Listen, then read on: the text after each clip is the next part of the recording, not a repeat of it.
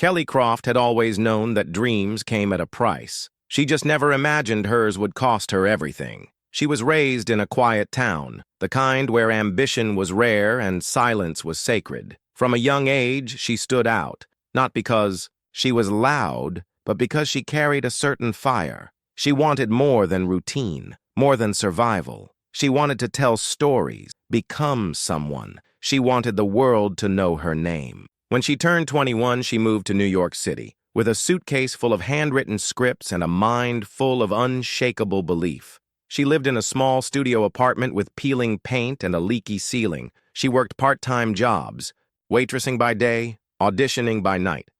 She didn't complain. This was what the beginning was supposed to look like. Hard, humbling, hungry, but hopeful.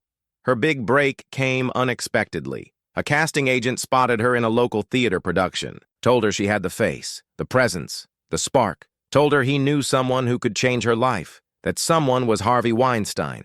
At the time, his name felt like magic, like winning the golden ticket. He was a kingmaker, the gatekeeper, to everything she'd ever wanted. She was invited to a private dinner, told it was casual, just business. She wore a navy dress, not too short, not too tight.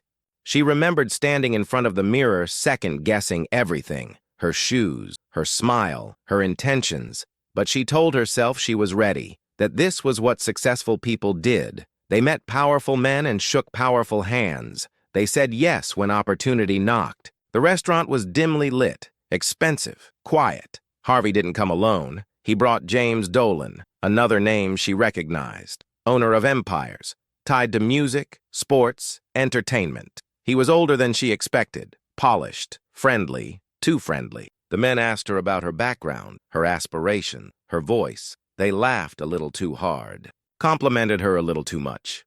She laughed back. She nodded. She kept her posture strong, her voice calm, her guard low. The dinner ended with an invitation. Come by the suite, just for a minute. We've got some scripts. We want your opinion. It's how this works. Everybody does it. She hesitated. Her instincts stirred, but she didn't want to be difficult. She didn't want to be the girl who ruined her chances, so she went. The hotel smelled like old cologne and broken promises. She stepped inside the suite, and the energy shifted. There was no script, no assistant, no paperwork, just silence, heavy, uncomfortable. James sat on the couch. Harvey locked the door. She felt her breath shorten, her heart drum against her ribs. She laughed nervously, asked a question. No one answered. What followed was a blur. Words she couldn't process, hands she couldn't stop, a force she couldn't fight. She said no, softly at first, then louder, then begging. They didn't stop. They didn't care. They treated her body like property, like a transaction, like something owed. When it was over, she lay still, trembling, frozen, detached from herself, staring at the ceiling as if it held some kind of escape. James said nothing. Harvey adjusted his shirt. They told her not to be dramatic, that she should be grateful, that this was how deals were made, that if she ever told anyone, she'd regret it. They laughed as they walked out. She sat there for what felt like hours, trying to feel her skin again, trying to breathe again, trying to make sense of a nightmare that wore the face of her dream. She went home in silence, scrubbed herself in the shower until her skin burned, curled up in bed and cried into her pillow until her throat went dry. She didn't eat for days, didn't answer her phone. She told no one, because who would believe her? These men were powerful, respected, worshipped. She was no one, just another girl with a broken story and a crushed future. She quit auditioning, couldn't walk into a room without shaking, couldn't sit across from a man without recoiling. She took a job in retail, wore long sleeves, avoided eye contact. She buried the night deep inside her, like a coffin she refused to open. She told herself it didn't happen, that it wasn't real, that maybe she misread it, maybe she asked for it, maybe it was her fault. But trauma doesn't forget. It lives in the muscles, in the breath, in the silence between conversations. Years passed, but the memory didn't fade. It grew louder, darker, heavier. Every time she saw their names in the news, she felt like she was drowning. And then one day, everything changed. The headlines exploded. Women began to speak, one by one, brave, broken, bold. They named Harvey, told their stories, and for the first time, Kellye felt less alone. She watched the news, clutched her stomach, trembled. She wasn't crazy. She wasn't weak. She was one of them, a survivor, a voice silenced by fear and shame. But now, maybe, just maybe, it was time to speak. Kellye Croft did not wake up one morning and decide to tell the world. The decision came slowly, like a bruise rising to the surface, like a scream trapped in her throat. Every story she heard from other women was a mirror. Every face on the news, every trembling voice, every tearful interview, they were all versions of her. Different names, different nights, but the same pain, the same silence, the same fear. She had kept it buried for so long, so deep that she almost convinced herself it wasn't real, that maybe she had imagined it, that maybe she had exaggerated, because that is what the world teaches survivors, to doubt themselves, to shrink, to forget. But her body remembered, her nightmares remembered, her shame remembered. She could not unfeel what had been done to her. She could not unknow the truth. She started writing again, not for anyone else, just for herself, late at night, in the dark, with shaking hands. She wrote everything, the restaurant, the dress, the smell of the sweet, the weight of their eyes, the way the room had felt like a trap. She wrote about the numbness that followed, the terror, the loneliness, the guilt. She did not plan to share it. She was still afraid, but something inside her had changed. The silence that had once protected her now felt like a prison. She began to wonder if her story might matter, if it could be more than pain, if it could be power. She reached out to a legal aid organization, quietly, anonymously. They listened, believed her, guided her. When she filed the lawsuit in 2024, she felt like she was jumping off a cliff. Her name would be in the headlines. Her story would be public, and the men she was accusing were giants. Harvey Weinstein, already infamous, already on trial, but still powerful, still feared. And James Dolan, a billionaire, a businessman, a man whose reach stretched into every corner of the entertainment world. She knew they would deny everything. She knew they would call her a liar, say she wanted attention, say she was after money, but she didn't care anymore, because she knew what happened. She had lived it, and she had survived it. That alone gave her strength. The media reacted fast. Some called her brave. Others questioned her timing. Why now? Why after so many years? But what they didn't understand was how long it takes to come back to yourself. How long it takes to stop blaming yourself, to believe you deserve justice, to believe your voice matters. The lawsuit made waves. Not just because of Harvey, but because of Dolan, because she said he facilitated it, that he had played a role, that he had made her feel safe, only to stand by and let her be destroyed. That was what hurt most, the betrayal, the complicity, the knowing silence. Kellye stayed off social media. She didn't read the comments. She couldn't stomach the doubt. She focused on healing, on therapy, on breathing. She spoke with other survivors, sat in rooms where tears were shared like truth, where wounds were named without shame, where women lifted each other with nothing but presence. She testified before a small private panel, described the night in her own words, voice trembling, hands clenched, but eyes clear. She remembered everything, the fear, the pressure, the feeling of being watched, judged, cornered.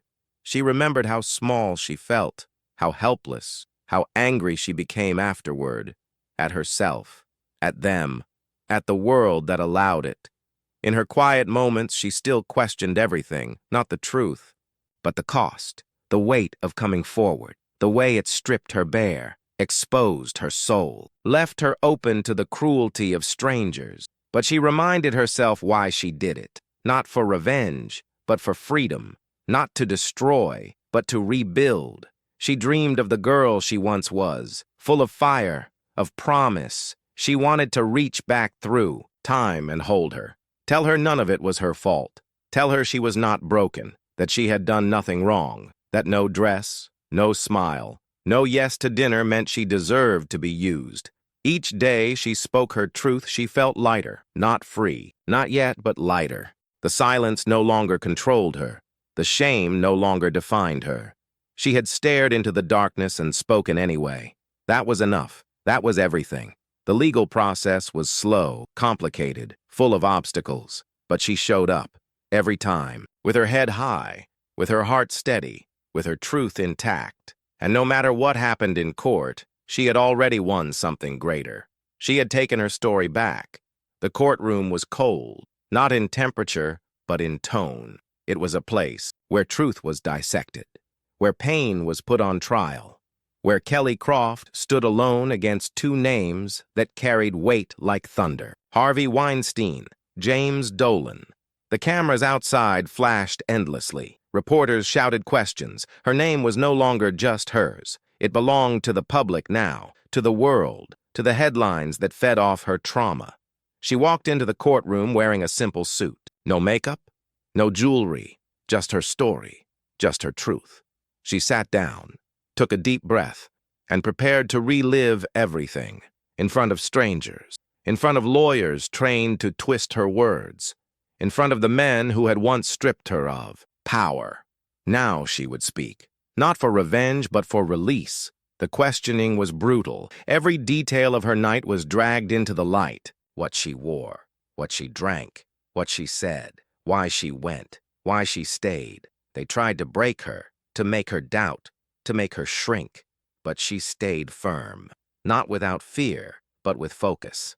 Her voice cracked, but it did not stop. Her hand shook, but she did not run. She spoke about the invitation, the false sense of safety, the way James Dolan smiled at her like a mentor, the way Harvey cornered her like a predator. She told them how she froze, how she begged, how they laughed. She told them what it felt like afterward, the emptiness, the shame, the nights without sleep, the years of silence. She did not cry on the stand.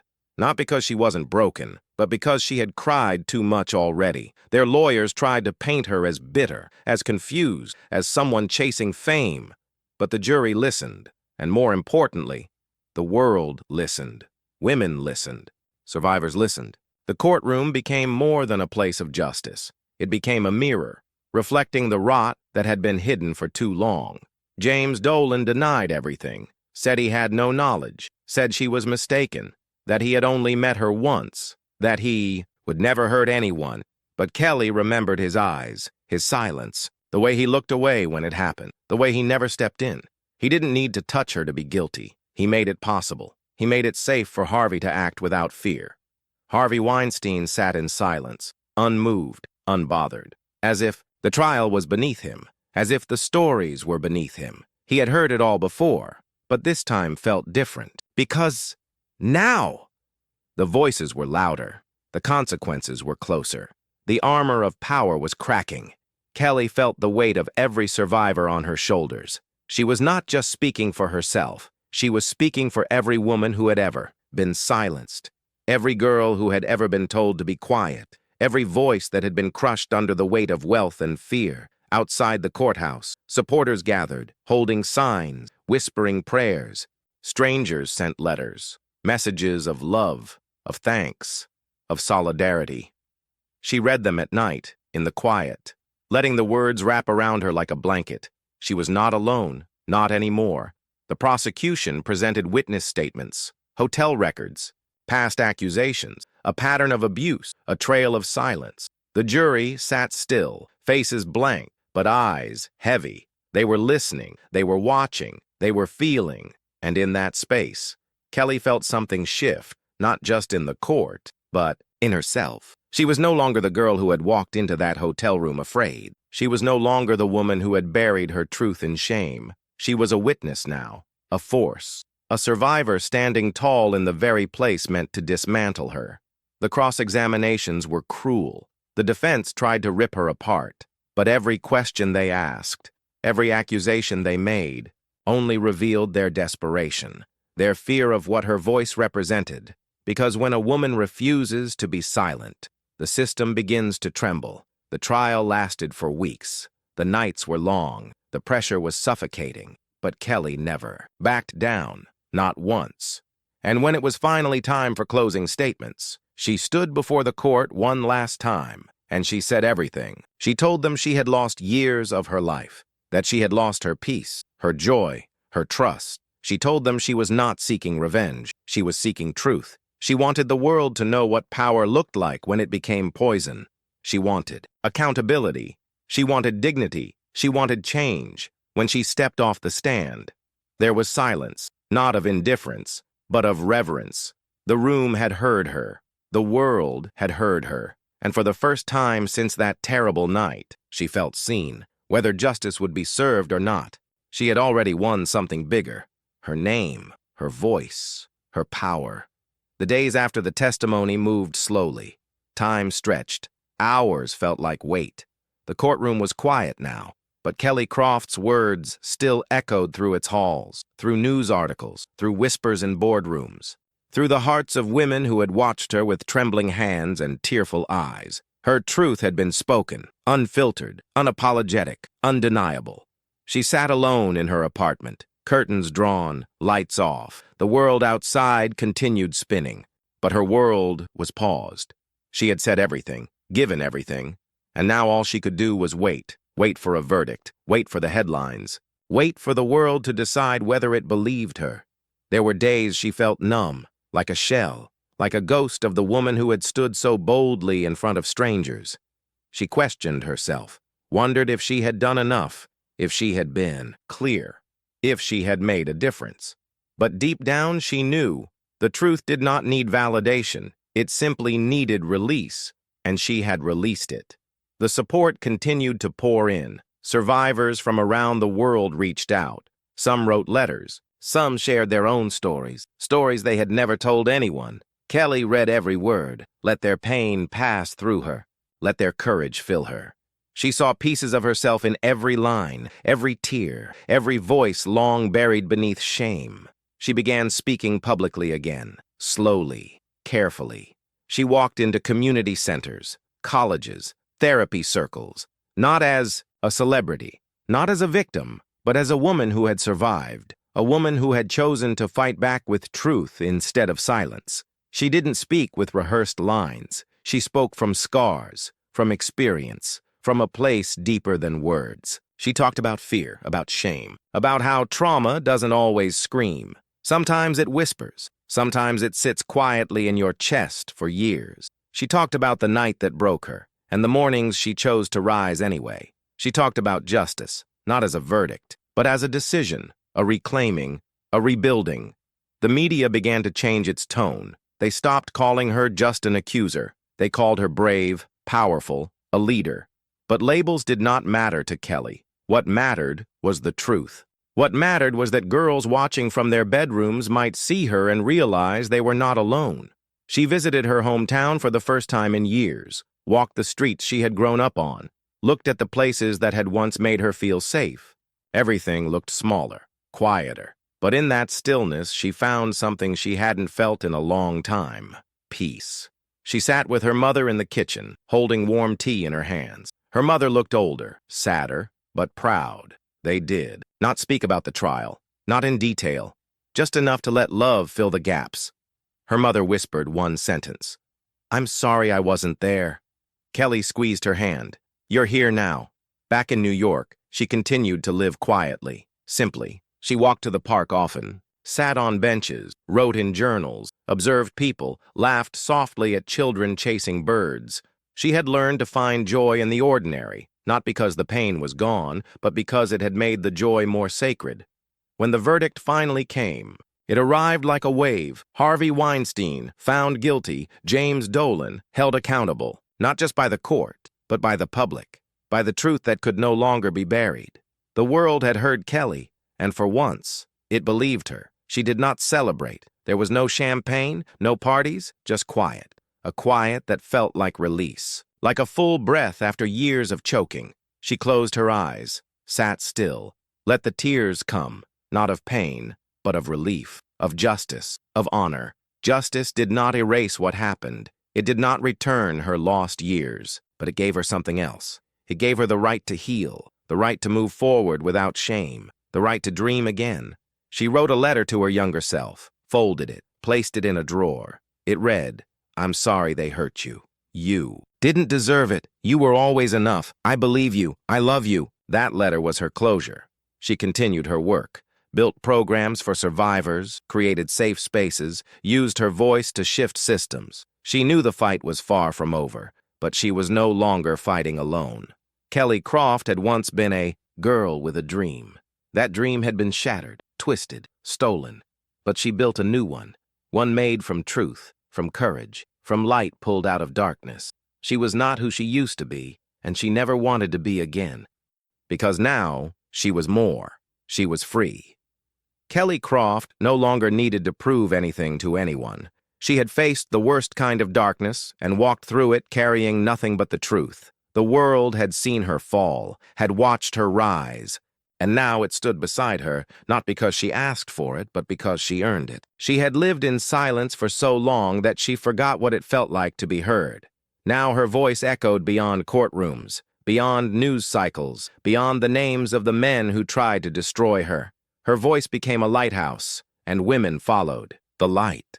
She no longer let fear sleep beside her, no longer let shame ride on her back, no longer whispered her story only to herself. She owned it. She wore it. She carried it like armor forged from pain and fire. She began to write a book, not to relive the trauma, but to mark the journey, to carve a space for those still learning how to breathe after being broken. Her words were not elegant. They were raw. They were honest. They were hers. She spoke at conferences where men in suits sat uncomfortably. She watched their eyes shift when she said words like assault, like complicity, like silence kills. She looked them in the eye and told them what it felt like to be powerless, to be humiliated, to be erased. And then she told them how she came back from it. She didn't speak with hate. She spoke with heat, the kind that melts walls, the kind that lights revolutions. There were nights she still cried. Grief has no clock. Healing has no finish line. But her tears no longer felt like drowning. They felt like cleansing, like truth washing through the cracks that trauma left behind. She allowed herself to fall in love again. With writing, with life, with a man who held her with reverence, who asked before touching, who listened without speaking over her, who never treated her like she was broken.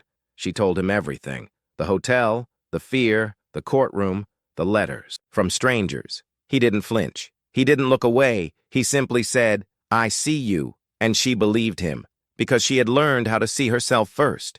The book was released a year after the trial. It was not a bestseller, but it was beloved. It made people cry, made them angry, made them wake up.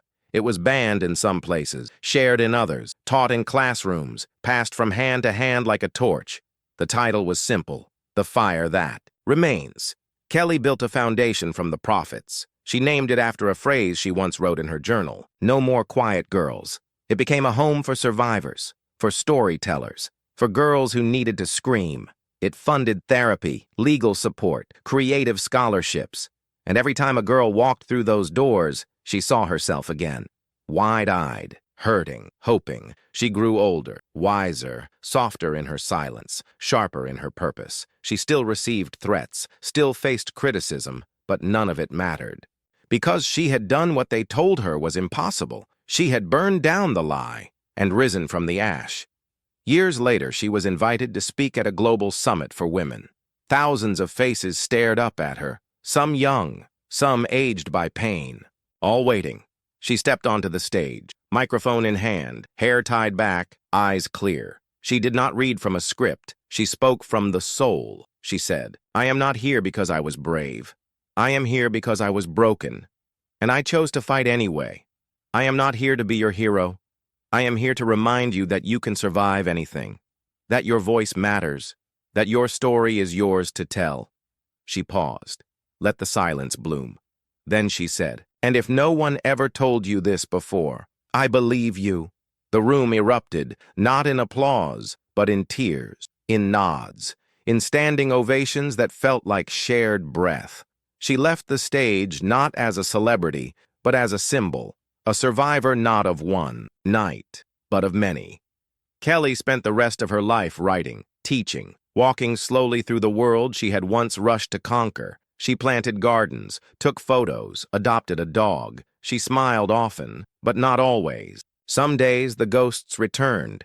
She made tea, lit candles, spoke gently to the parts of herself still healing. She no longer feared the dark. She simply waited for the light. In her last interview before stepping away from public life, a young reporter asked her what she wanted to be remembered for. She smiled, thought for a moment, then said, "I want them to remember that I didn't stay quiet, that I lived loudly, loved deeply, fought softly, that I turned pain into power and didn't let it swallow me." She passed away in her sleep years later, peaceful, loved, whole. The world mourned, remembered, celebrated, not just because she had told the truth, but because she had taught others to tell theirs. The fire she carried never died. It passed on, lit hearts, burned lies, cleared paths, and somewhere out there, a girl sits at her desk, hands trembling, words forming, ready to tell her story. Because Kellye Croft did, because the fire remains.